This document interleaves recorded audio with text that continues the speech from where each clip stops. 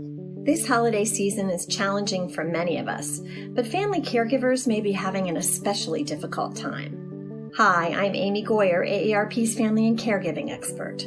Being a family caregiver can be demanding, and unfortunately, the coronavirus pandemic has limited many support systems for caregivers. Respite and home healthcare services are more scarce than usual, and social distancing has limited our contact with family and friends. Without additional support or social connections, caregivers may be overwhelmed with feelings of stress and isolation, leading to severe depression. To help, here are 4 ways caregivers can maintain their mental health. First and foremost, take care of your own physical health. Make sure you're getting enough sleep, eating balanced meals, and staying active. Try to incorporate some exercise into your daily routine, whether it's a short walk or some simple stretches. Stay connected with family and friends. Having a social outlet is important for caregivers, so set up a weekly phone or video call with friends and family, something you can look forward to. And be sure to schedule a virtual get-together for the holidays. Remember to cut yourself some slack. You may have had a strict routine in the past that you've been unable to maintain during the pandemic. You might feel like you've lost control. It's important to remember that things are different now, so be forgiving with yourself. And don't be afraid to ask for help. Talk to family and friends about how you're feeling or contact a professional. There are several helplines you can call, and Medicare and many private insurers have expanded their coverage to include teletherapy. If you know someone who is a caregiver, check in on them. And if you're a caregiver, now is the time to reach out for support. Remember, you cannot properly care for a loved one if you don't first take care of yourself.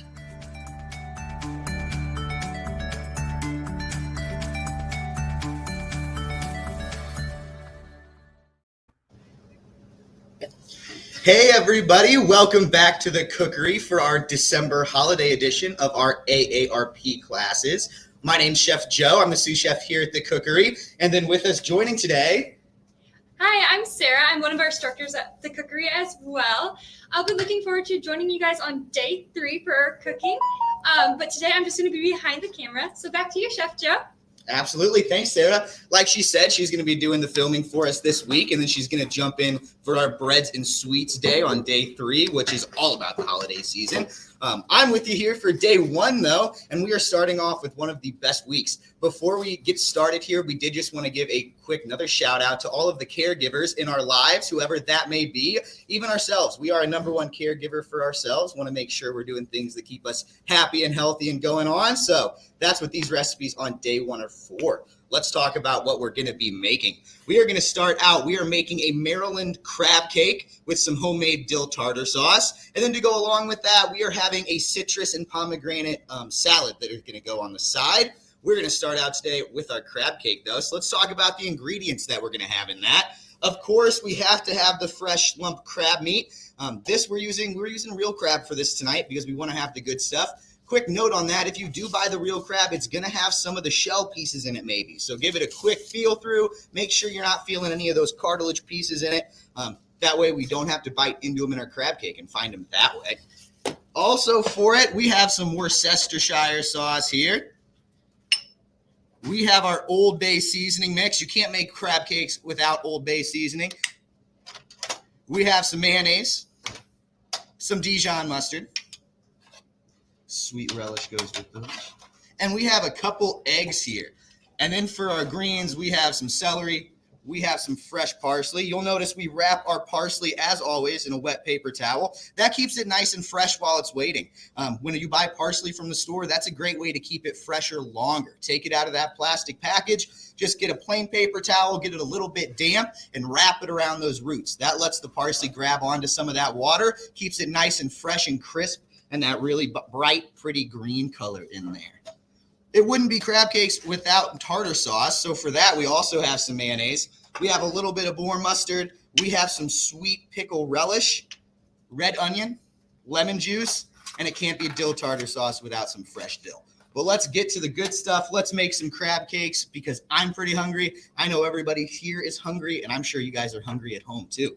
So the first thing we're going to do is get a big bowl and start mixing together our crab cake ingredients. I'm going to add into this bowl at first everything except for my crab and my panko breadcrumbs. So I'm going to take my eggs, crack them right down into the bowl, and then get a compost pile. You'll notice when I'm doing my egg, I'm not cracking it on the side of the bowl. If you use that side of the bowl, it juts out. It's going to crack some of your eggshells into the egg, makes it more likely you're going to get a shell. If you do it on your table, it keeps those shells intact and make sure you get a nice clean break without any shells going into your eggs. Also into there, I'm going to put our Dijon mustard, our mayonnaise,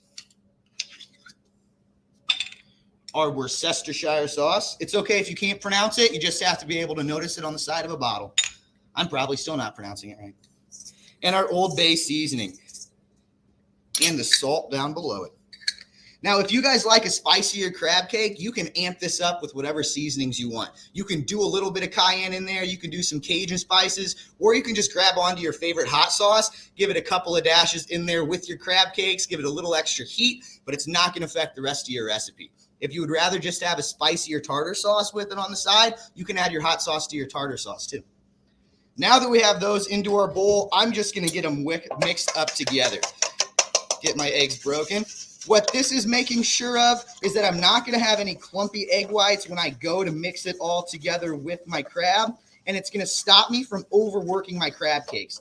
My favorite part of crab cakes is when I can get in there, have a nice big lumpy piece of crab meat to chew in on, and if I have to mix my crab cake a lot in the bowl together, that is going to stop it. It's going to shred it up, and I'm going to have just little bits of crab that I won't notice as much when I'm eating.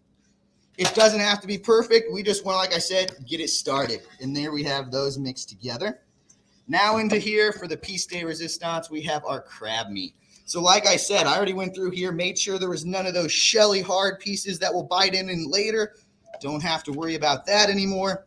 And then you don't have to use the real crab meat. If you go to Kroger, find one that can't find the real actual crab, buy yourself some crab sticks. You can work through the recipe the same way. If you just have the fake crab meat, still tastes delicious. It'll still work. You just want to give it a rough chop so it's the small bits. Leave it sort of bigger pieces though, so you can still chew on it when you're eating your crab cake.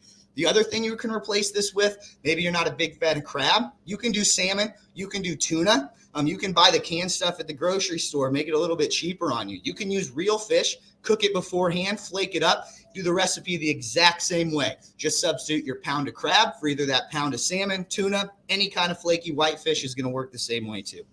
Also in this bowl now, I'm going to put our panko breadcrumbs. So I'm going to grab those real quick.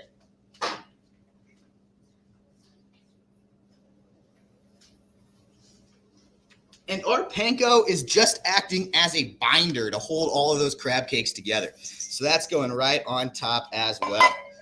Now also in here, I'm going to go with my celery and my parsley. So now we get some nice knife work demonstration here today. We have one stalk of celery. First thing I like to do, just cut off the ends. Put those in our compost bin. And now we're going to dice this celery up. This is a real long piece of celery though, so I'm going to break it down into some shorter pieces, make it more manageable for me to work with. Then I'm going to go through and just cut little strips of celery here. These little strips like this are called a julienne strip. Technically, a julienne strip has to be a certain measurement. It is taken in the culinary world to just meaning a long, thin strip. If you're going in and cutting celery and you're wondering what's really turning weird on you, it's kind of uneven and you feel unsafe, flip it the other way. It's going to sit nice and flat, and then you can work it just by cutting it in half. Then it'll lay nice and flat again, cut it in half, and just keep working in halves. It's still going to break it down into those thin sticks of celery for you and get you ready to rock into that dice motion. Just about one stalk of celery is going to give you that quarter cup, but you'll want to keep in mind that all stalks of celery were not created equal. Some of them are going to be much larger than others. Once you get to the heart of your head of celery, the hearts get a little bit smaller. So if you have just some leftover celery, maybe from a veggie tray, and you're using those center pieces, you might need to use 2 to get to that quarter cup mark that we're looking for. Now that I have these all broken down into our julienne strips, we're going to work down into a dice. So I'm going to line a few up. If you want to just work with 1 or so at a time until you get a nice feel for your knife work, that is fine as well. But I'm keeping my hand in a nice claw motion here, and I'm just letting my knife glide through.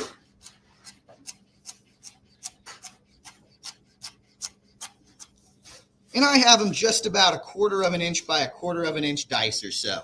Small enough where I'm not going to bite into a giant piece of celery and that's all I can taste, but big enough that it's still going to give me that nice little crisp, refreshing bite when I do get a bite with that piece of celery in it. Now I'm working through and get the rest of it diced up. Again, making sure I got my fingertips nice and tucked below my fingers, below my hand there, so my knuckle can be my guide, and I'm rocking my knife through.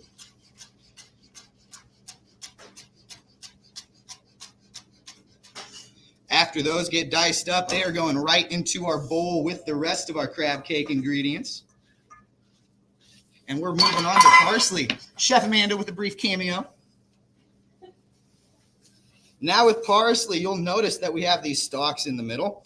If you take your knife, hold all those stalks by the base, and almost parallel with your parsley, you can go through and shave most of that off. And then you want to go through some of your pieces parsley. I don't know if it comes through on the camera. You'll notice that some of the leaves are getting a little bit yellower than the rest. So I just avoid those. If a little bit get in there, it's totally fine. They're just not going to have as strong or as nice of a parsley flavor as the rest of the leaves will. And then you can just go through, pick out the thicker stems. The stems around the leaves that are thin are fine. They don't have any bad flavor. It's just the really thick ones down at the very end you want to pull out. They're going to get a woody texture. They're great to save for stock, though. So if you do have a bunch of stock ingredients left over in your freezer, I know we like to save our celery, our onions, our carrots. You can save your parsley stems with those too.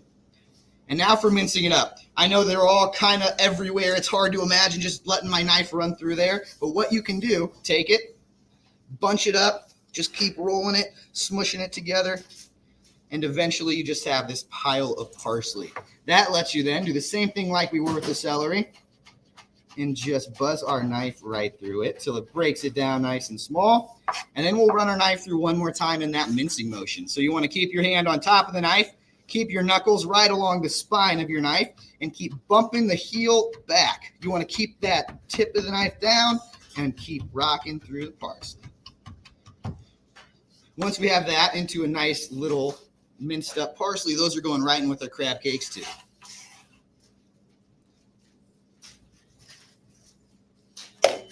And now we're going to combine it. So there's our ingredients. Like we said before, we want to keep those lumpy pieces of crab meat in there. It's delicious. It keeps people coming back for the crab cakes. So I'm not going to go in there with my hands and just mush it all together. I'm going to take a rubber spatula and kind of just fold it all in there.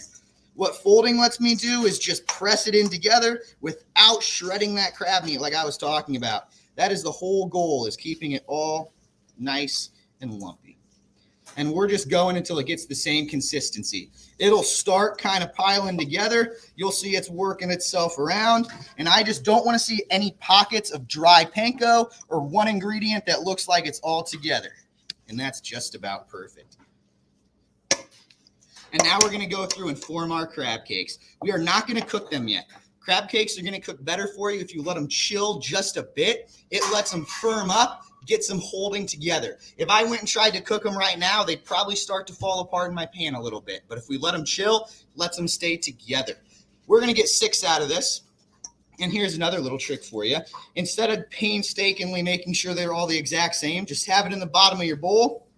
And I just draw some imaginary lines in here.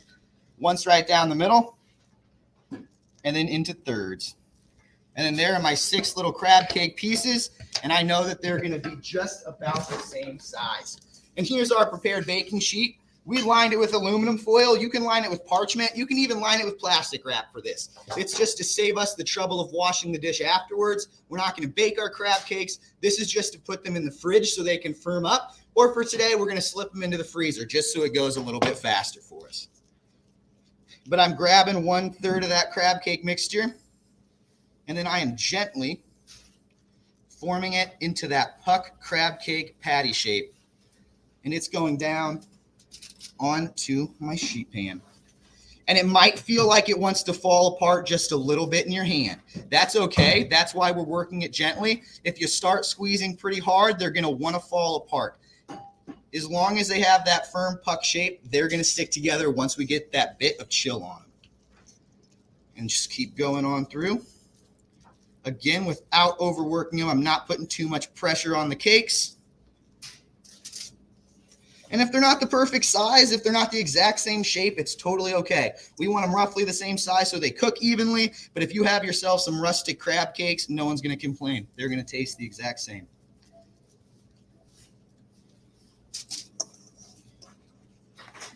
If you have some gluten-free family members making for crab cakes this year, you can do gluten-free panko. It's a really great product. There's tons of gluten-free replacement stuff out there that works the exact same way as your regular products. You don't have to change your recipe at all. Just get yourself a box of the gluten-free panko breadcrumbs, swap it out for your regular panko, and there you go, a gluten-free crab cake already there.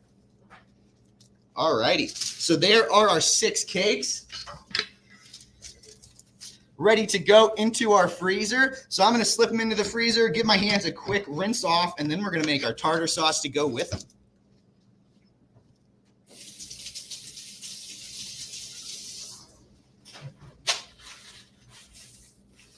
And a quick thing to keep in mind, if you are putting them in the freezer like we are, just to speed yourself up, if you forget about them in the freezer and they get all the way frozen, you won't want to cook them from frozen right away if you're just doing them in a cast iron. What's going to happen is the sear is going to set too much before the center gets unfrozen, and you'll want to have to finish them in the oven. If they do accidentally get over frozen, if you leave them in there, or if you're going to make them, freeze them, and cook them again later, let them come back up to room temperature, let them de-thaw, and you can just keep them in your fridge to keep them sort of cold before you bake or sear them off in your pan. You just don't want to cook them from frozen so your center still gets nice and done. But I'm going to slip mine in my freezer now so they're ready to bake in a second.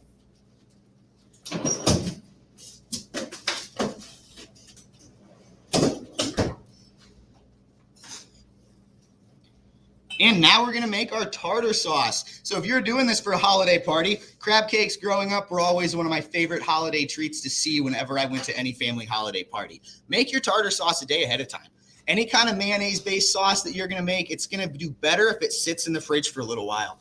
The fresh dill that we're going to cut up for our tartar sauce today, the longer it sits in with our mayonnaise, the longer that's waiting in the fridge, it's going to bring out more and more flavor. So we're going to make this now so it sits in there for about 30 minutes while we're getting the rest of our meal ready. For you guys at home, you can make it a day ahead, and it's going to have tons of dill flavor when you pull it out of your fridge. For our mayonnaise here, we have a mixing bowl you'll want to grab. Into that mixing bowl, we have a cup of mayonnaise.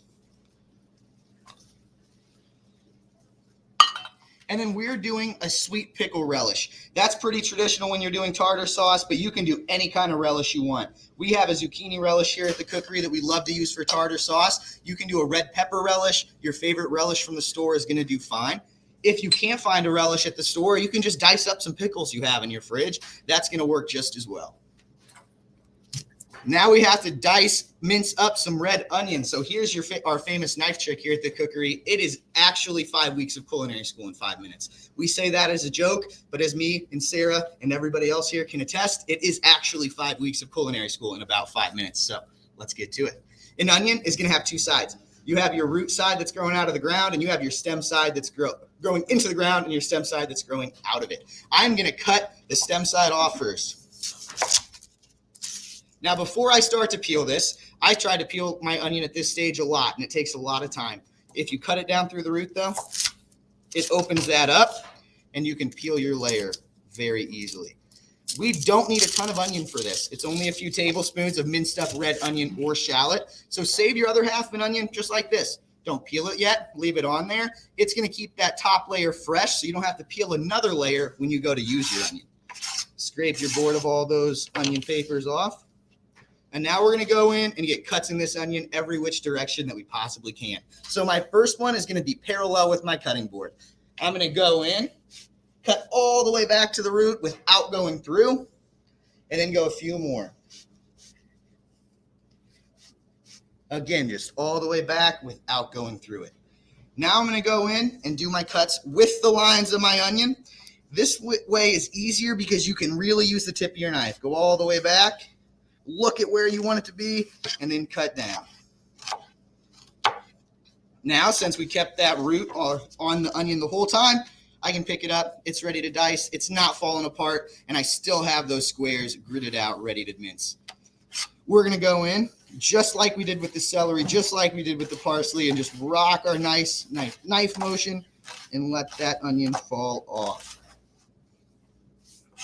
Now, these pieces of onion, still a little bit big for our tartar sauce, right? So we're going to want to go through just like we did with our parsley and do that mince motion again. Keep the tip of your knife down the whole time. Keep just rocking up and down with the heel of your knife. And we are going to keep going through.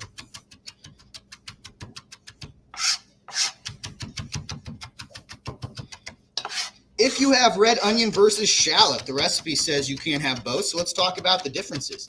Shallots are going to be a little bit smaller. The flavor in a shallot is also going to be a little more mild, a little sweeter. So if you're not a fan of onions, you don't really like onions and stuff, go the shallot route if you can find it. Mince it really small. It's going to add some great flavor, and you probably won't even notice that onion is in there. With red onions, it is going to have a little bit stronger of onion flavor. So if you like onions, go for that route. If you don't worry. Just cut the amount down a little bit. You'll still get the good flavor in there without having the overpowering onion flavor. So that is pretty nicely minced down.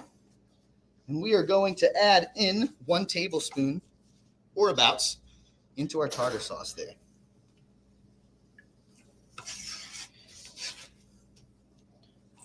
All right. Now for dill. Fresh dill, when you buy it at the store, is probably going to come in a little plastic package just like this.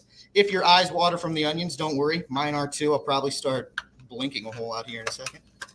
But if you have mint gum at home, grab yourself some mint gum before you cut your onions. That might be an old wives' tale, but even if it's a placebo, whatever helps your eyes not hurt, that'll work. And then we're going to do some dill to mince up in there. Dill, like parsley, is going to have that thick stem down at the bottom, and we want to get rid of that. So I'm shaving up and just cutting out those thicker pieces of stems. Then I'm going through, and the thick stems that made it way through my knife, I am pulling right off.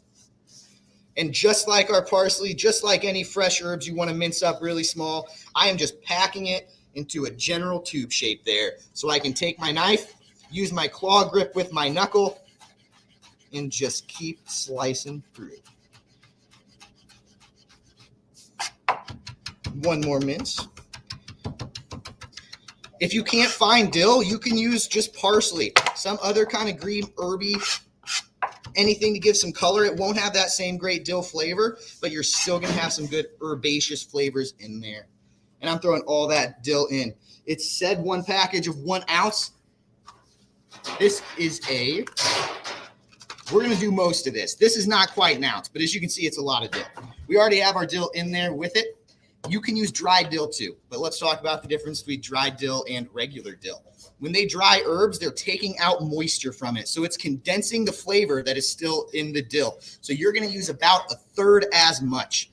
If you are using dried dill instead of fresh dill, you want to make your tartar sauce a little bit more ahead of time as well, because it takes more time for that flavor to come out of dried herbs instead of it would in a fresh herb. And that's for the same reason, because they dried it.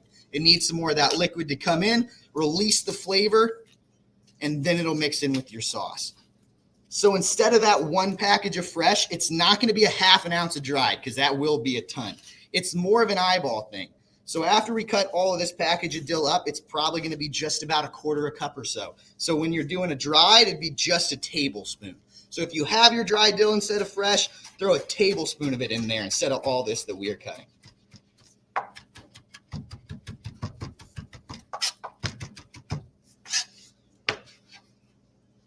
Dill's going in there. And then we're going to do some lemon juice. Anytime you're doing lemon juice, do the zest with it as well. Lemon zest is going to add a ton of that lemon flavor, more so than the juice is. The juice is giving that great acid, but it's not giving the same lemon flavor that we get, that we love. So I'm going through, I'm just scraping and zesting down. When you're zesting, you want to stop when it starts to look like that off yellow shade. If you go all the way down to where it's really white, that is called the pith of the zest. And that's where all that bitter flavor is. If you think you really don't love zest in recipes, if you always leave it out because you hate the flavor, most likely the first time you tried it, you had all that white pith underneath and you thought it was really bitter and didn't love it. So just go down, like I said, until it still looks yellow, and then you just have all that good lemon flavor. Cut it right in half, and now we're going to add the juice. If you don't have just a citrus juicer, we do highly recommend it. They're nice because they catch all of those seeds for you. Juice goes straight out. And now we're going to mix it. All we're looking for here is a nice, smooth consistency. Everything is mixed together. And you can see how dilly that tartar sauce is.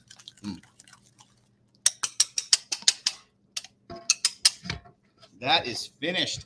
We're going to grab our serving bowl, scrape our tartar sauce down into there, and then it's going into the fridge until we are ready for it. Just to let all those flavors marinate together, get it as tasty as we possibly can. So I'm going to throw that in the fridge, clean up our station just a little bit, and we are ready to make our citrus salad.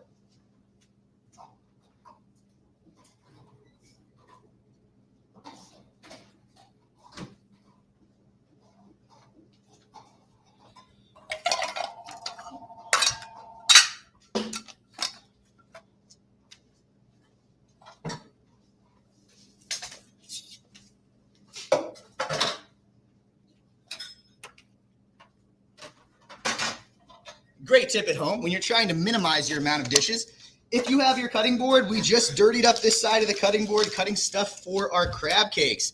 Now, we might not want our salad to have the same flavors as our crab cakes, so I'm going to take my board, flip it around. If you have multiple cutting boards at home, if you want to grab another one, that's totally fine. This way, you only have to wash one at the end. So I'll grab our salad ingredients, and I'll meet you right back here.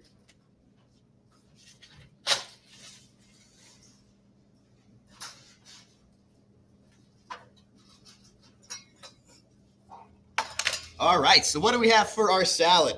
We have just about 3 cups of mixed spring greens. You can do any kind of lettuce here you like. I will caution you away from using either romaine or iceberg, though.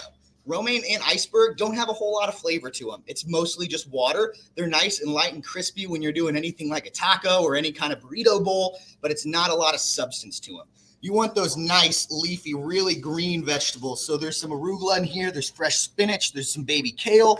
Any of that is going to be great to go. They also sell just spring mix boxes at the store. If you can see those, it's all ready for you. What's going on top is we're going to do some fresh pomegranate. Very in season for our holiday fun, a great flavor mix. It's also red, so we got to have some green in there other than just the lettuce. So we have some fresh pistachios. We have them whole. You can leave them whole if you really like pistachios, want that big crunch. If you like them just more evenly mixed out, give them a rough chop. I'm going to leave them whole because I think they're really pretty when they have that full shape, and I don't want to lose that. But like I said, if you like them smaller, feel free to give them a rough chop. And then I have 3 oranges. 2 of them are going to get supremed for the top, so that's a fun lesson we get to learn in a second. And 1 is just a juice for our salad dressing. Just like I was talking about with the lemons. Anytime you're going to juice citrus, zest it too. Add that extra orange flavor in with your dressing. We have some feta cheese for the top. And then let's go over our vinaigrette ingredients. So your general rule of thumb with a vinaigrette is your ratio between vinegar and oil. So you want to have 3 times as much oil as you do have vinegar. And then the rest is just your seasoning that you want to add to it. A lot of vinaigrettes will have an emulsifier in it as well. That's what keeps your vinegar and your oil from separating out. And in this one, it is going to be a little bit of Dijon mustard. Then we have 4 teaspoons of honey. If you can't find honey, you can use agave nectar. It's really, maple syrup is fine too. You're really just looking for a sweetener to add to it. And then we have our champagne vinegar. And our base is going to be, of course, orange juice. But let's get everything ready for it. So let's do our pomegranate first. A lot of people haven't worked with a pomegranate before. And the first time you work with it, usually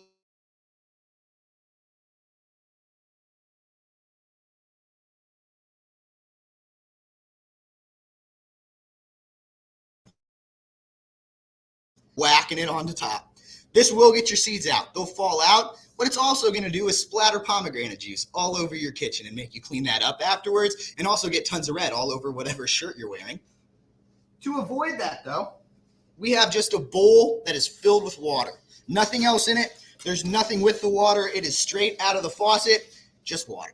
We're going to take our pomegranate, cut side down, go right in the bottom, and just rip it open and pull those seeds out. What this stops is all that juice can't fly anywhere now. The water does help the seeds release, but it's mostly to help with your cleanup. You can't get juice everywhere if it's just going right down in there with your water. We're just pulling all the seeds, and then what we're left with is just our pomegranate shell. And we'll do the other thing with the other side.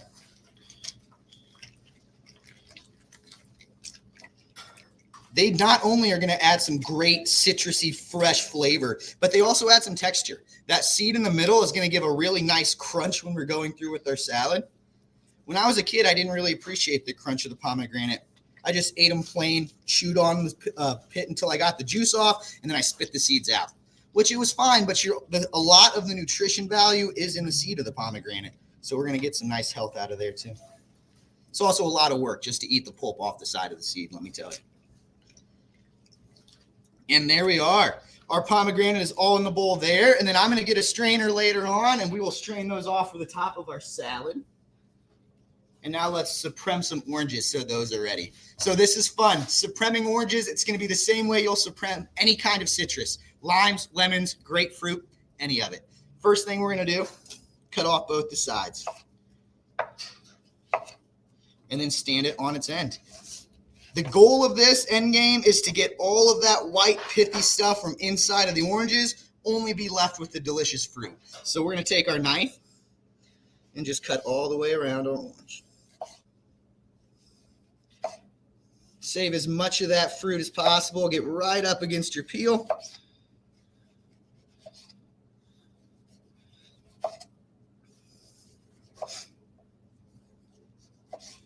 And then just clean it up.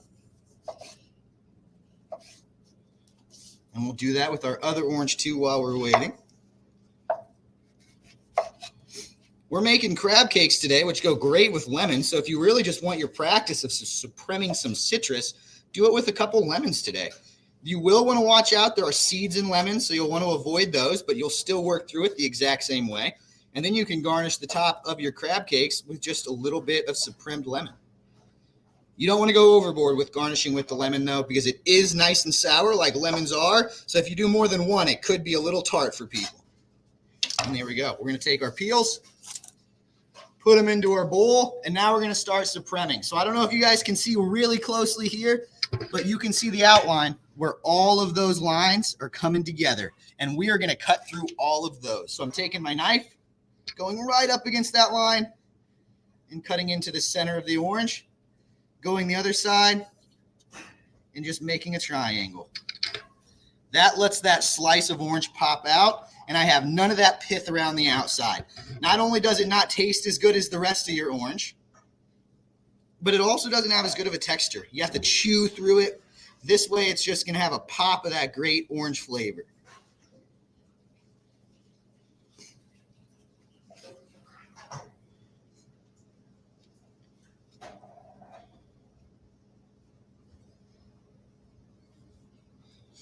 Just keep working through. You'll notice some of the segments in oranges, they're not all created equal. You're going to have some bigger and some smaller. So before you go and just keep on cutting, make sure you see where those lines of the pith are so you can go through and cut through. Also, don't worry if you go slow for the first few times. If you're missing out on some of that orange flesh, it's better to go slow and sure than to have a slip with your big knife. If you have paring knives at home, sometimes people think it's easier to do this with a smaller knife when you're getting the feel for it. Either way, it's the same thing. Again, you just want to visualize you're cutting triangles out of each of these pieces of orange. It really makes you appreciate those little store-bought packages of mandarin oranges you buy, though, when you don't have to worry about any of this. And it makes sense why they cost so much for just a little container of oranges.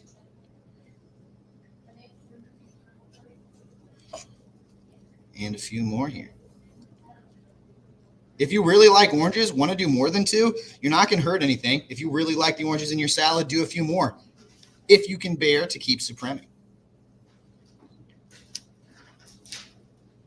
And last one here. And there we are. There are supremed oranges ready to go on the top of our salad. I'm just going to set them to the side for now. And we are ready to start working with our salad dressing. So I'm going to do orange juice first. Cut it right in half, and then we're going to juice it. No seeds in an orange. So you can use a citrus juicer if you want, or you can just get in there, juice it with your hands.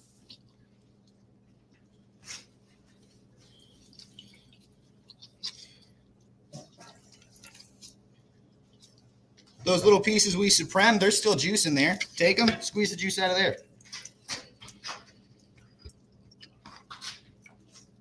And then we're adding in our champagne vinegar, our honey agave maple syrup, any kind of sweetener you want to have in it.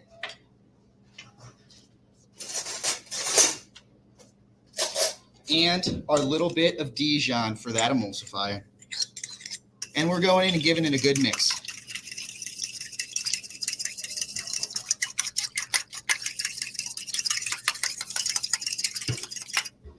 And then give it a quick taste. That is delicious. They were really good oranges. Fresh oranges, always going to give you a better outcome than a store-bought orange, or store-bought orange juice. If you can only find orange juice, though, in the store, that's fine. Still use it, make your vinaigrette. It's going to taste great, just probably not as authentic. And we're just dumping that right into the center of our salad plate, and we're going to start building this guy. Move our cutting board out of the way. And first, I'm going to go down with our greens. A nice layer all the way around our plate.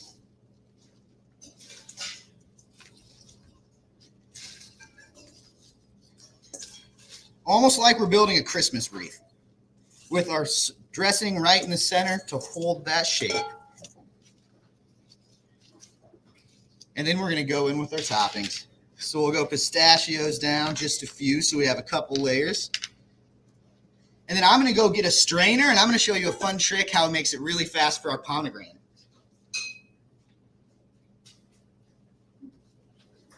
And we're going to grab our strainer, take those big bowl of pomegranate seeds that we have, and I'm just dumping it right down through the strainer into the sink.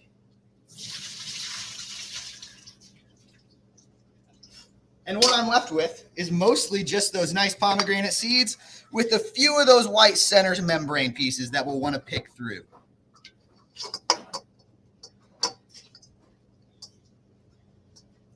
But then we're going to take our pomegranates, and those are going right down along our salad as well. That great pop of red color going along with the green leaves really looks like Christmas already. Make sure we don't have any of those white membrane pieces making its way through.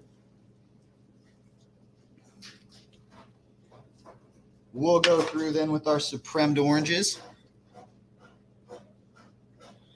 Make sure there's a few everywhere. We're making our way all the way around.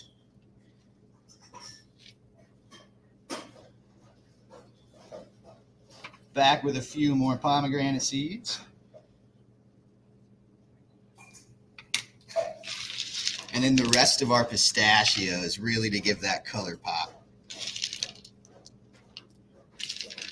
Wouldn't be Christmas without a little bit of snowfall. So instead of snow today, we have crumbled feta cheese, but it looks really similar. And we're just going to go in there, just like the best snow for Christmas, we're going to go in just with a little dusting.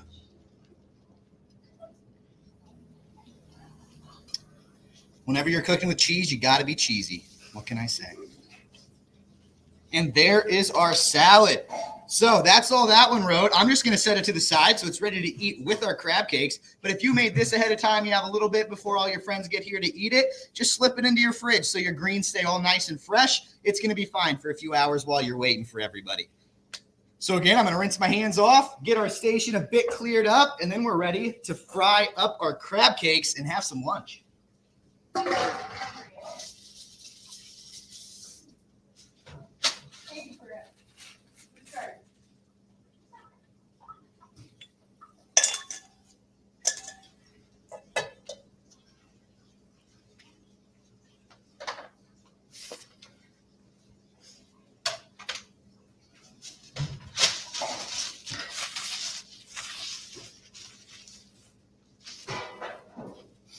All right, so cooking crab cakes. I have myself a big old cast iron skillet. I think cooking anything in a pan, cast iron is going to do the best, except for eggs when you want a nonstick. But if you have stainless steel, it's going to work fine. If you have a nonstick skillet, it's going to work fine. So whatever you have, you just want a large skillet so we can do most or all of our crab cakes at once. I'm turning my heat up to medium high just to get it nice and hot. We want the pan hot when we put our crab cakes in there so we can get a good sear. That sear is caramelization. Caramelization is flavor. If it's not hot when we put it in there, it's not going to sear the same. It's going to release some more liquid and not let us get that great caramelization. Let us have less flavor. All I did in the bottom was some vegetable oil. I probably did about 2 or 3 tablespoons. You don't want a ton. We don't want to shallow fry our crab cakes. You just want enough so it has a nice even layer of oil on the bottom of our pan.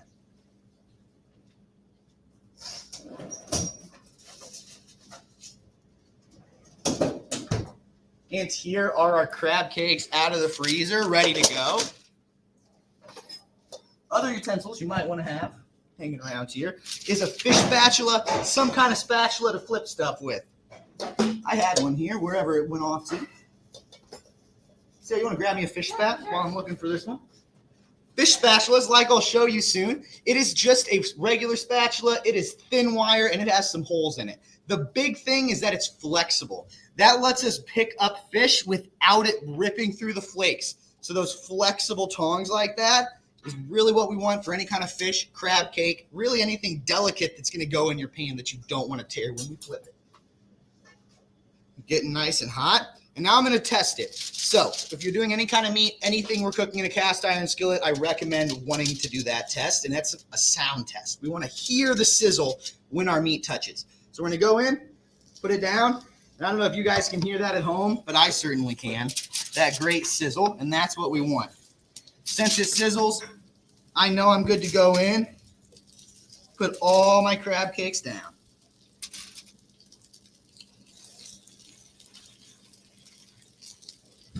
And again, keep that heat about medium high. A little bit of oil if it seems dry. And we're going to let those cook. They're going to take about 3 minutes on each side when that sear sets. Let's talk about how we know when the sear sets, because we don't want to have to just dig under there and flip them right away to just look with our eyes.